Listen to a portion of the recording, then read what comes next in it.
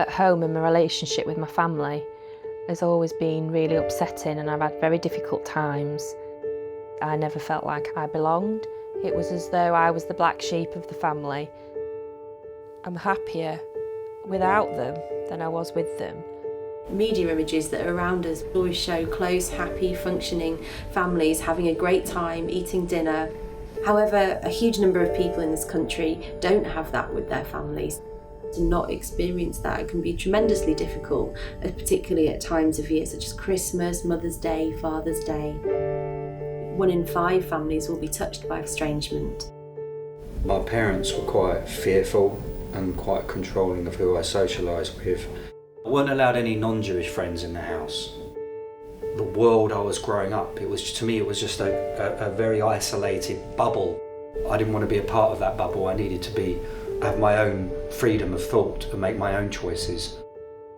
We found that for many people reconciliation isn't an option, or it's not something that would be in their best interest. I had to break off contact. They were dangerous to me.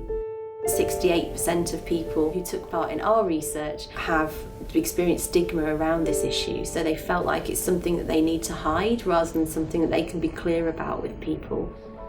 Standalone steps in and gives them a unique service that they can trust and understand, won't judge them, and will be there for them. We run support groups throughout the country in, at the moment, Sheffield, Newcastle and London. We bring together a small group of people, usually fortnightly for 6 sessions, and it really allows people a chance to develop trust in each other, to speak about their experiences, to share.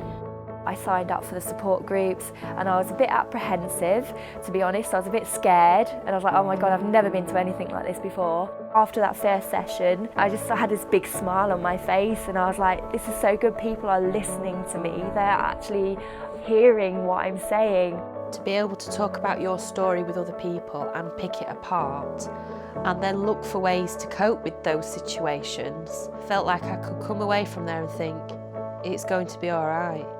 And then keeping in touch with the ladies. On Facebook we can message each other and you get those words of wisdom and support back. A key activity at Standalone is to research people's experiences and to bring that together in reports and papers so that professionals and policymakers and government officials have more information about that subject. We're doing research with Standalone, just trying to understand better where it's important to have family support when you're a student and what the implications are for students who don't have that. Family operates as a form of capital. It's a resource that they can actually bank when things get quite difficult. For some students, that's just not there. Standalone helps people to feel less alone, and that's a real privilege to be able to provide that for people and help them to move on with their lives. What I would love to see is that this work carries on and that actually we are able to start meeting the need in all those cities and towns all around us. It's wonderful to have an organisation like Standalone. It makes a huge difference. A huge, huge difference. Standalone connects people. I've actually felt the dark cloud lifted above me and my wife was in tears. She said, I'm crying because I never thought I'd see the day.